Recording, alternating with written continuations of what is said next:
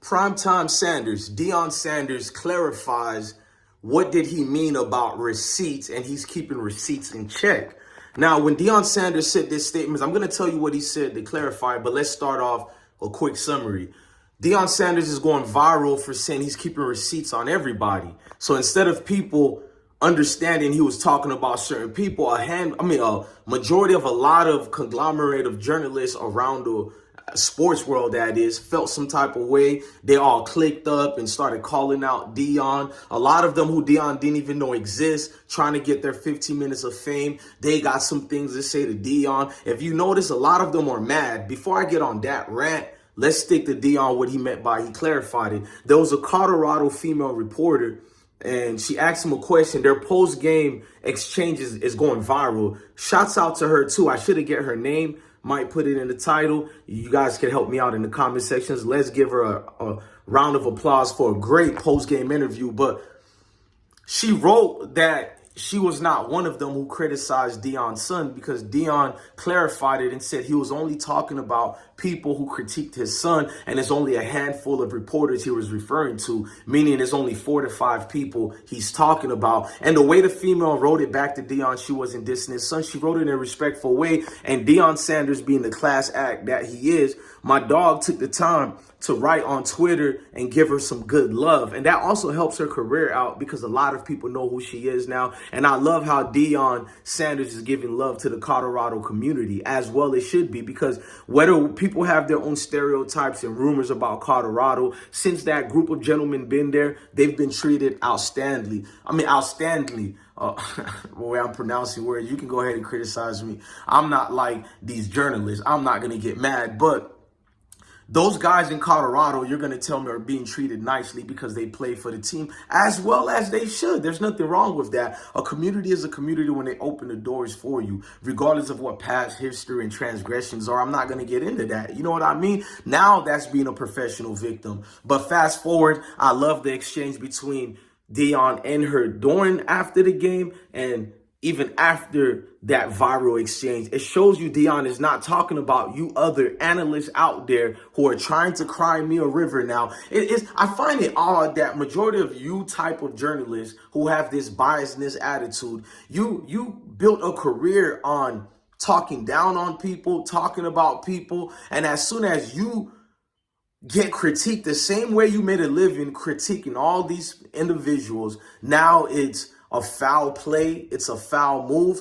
You guys keep moving the goalposts, man. This thing is getting embarrassing. Don't get mad because I'm making all these videos. They're giving me free content. It's like every time you go away, they bring you back. You feel what I'm saying? We just called out Jeff Pearlman, who tried to make it about him. Deion is calling out my colleagues. Deion is not calling out your colleagues. He's calling out 4 to 5 individual haters who are extremely biased and who had a negative connotation towards the team, towards Deion and his sons. He was not talking about Jeff Pearlman, who, by the way, has been criticizing Deion for over 22 years now. Go look it up if you think I'm lying. In fact, in 2017, Stephen A. Smith called Jeff Pearlman racist. Go Google that too if you think I'm lying. A lot of people can't stand Jeff Pearlman. He wants to be a conservative, but I hate people who call themselves a conservative when they're really just haters. You're not a conservative because you're a hater. They really just don't like people who look like me, but they try to use the conservative aspect of it. Those are people hiding behind their own personal feelings and agenda, and I don't like that. But the fact that Deion had to come out and clarify what he meant by receipts, it shows you that he's about to get backlash for anything he does. You would think everybody will understand the way he feels. Isn't he entitled to clap back at the people who clap at him? I understand if those people criticize Deion Sanders and his sons and his team, Colorado Buffaloes, in a fair manner, but they went out their way to do extreme criticisms they have yet placed on coaches who's been here for a while, coaches who have the credentials to get criticized. They have yet to have that same type of energy towards those type of coaches. So now Deion Sanders is not allowed to say anything. He's supposed to shut the hell up and just take it as if he's a child. Educational purpose. This is unacceptable, man. And I told you guys this is going to happen. The narrative is going to be that Deion Sanders and his Colorado Buffalo is a lucky team. No matter what they do, they cannot win. To go against this media that's been around here for generations upon generations, you're not going to win that battle. They have a power structure that we don't have. But I feel personally, as long as we keep that energy, not just with Deion Sanders, because this is bigger than Deion Sanders. It's about those young men who come of all walks of lives, white, black, Spanish. These guys are a different group of people that plays for Colorado Buffaloes. And I think we owe it to that team to watch the rise of a program being in the limelight again. That should have been the story. But all you see is pundits, failed, watered down ESPN pundits, and other analysts who can't wait for their chance to throw a jab at Deion Sanders because that's the only way their product will be relevant. I know what's going on. I know the game they play. I know what they do. You can't fool me about it. You can't trick me with the old trickaroo. You just seen Tom Luganbill. He went out of his way to discredit Deion Sanders. He was nasty with it, talking about Deion Sanders and the Colorado Buffaloes are the worst roster in college football. He goes and being condescending in a Jerry Seinfeld sarcastic type of way.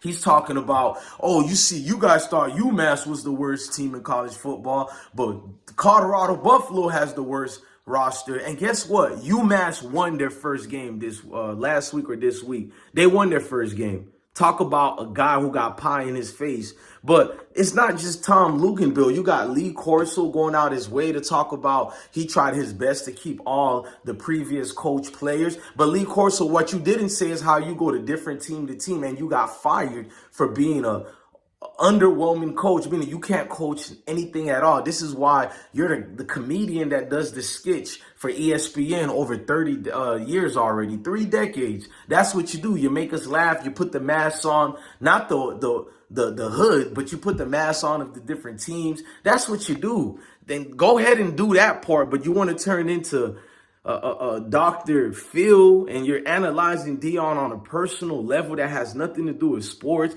You're telling the world that when you got these players, you were like their stepfather. Well, guess what? Deion Sanders is not like their stepfathers. He's actually like their dad. He's their leader. He's their brother. He's their friend. I didn't hear you mention that part, Lee Corso. Then you got not just Jeff Pearlman, but all these other pundits like Paul Feinenbaum and his lame partner, Matt Breeze, whatever his name is, Matt something, on your failed podcast show. I seen the views. You only get it if you talk about Deion. Just like me, I'm getting good views talking about Deion, but at least I can admit it, and I'm being respectable. You guys are using his name and tarnishing him at the same time, and you're trying to throw a fake narrative towards his name. I feel like Deion should sue you guys, but then that's turning into a Karen. I feel like Deion is going to be like me. He's going to accept the criticism because it's fuel to the fire and it's needed. Look, man, Deion, you don't have to keep clarifying yourself, man. And that makes you a gentleman, because if I was you, I wouldn't explain myself at all. Those who feel like you're talking about them, they're the exact clowns who have a personal hatred for you. Like when you throw a rock in a group of dogs, only those dogs who get hit by that rock will bark the loudest. And baby, these journalists is barking loud as hell. They all of them got hit when you said that receipt comment. So clearly you're doing something right. All these journalists are exposing themselves, so let them talk. Let them keep letting us know who they really are. Like I said earlier, and I'm going to say it again, we not coming no more. We here already. You dig?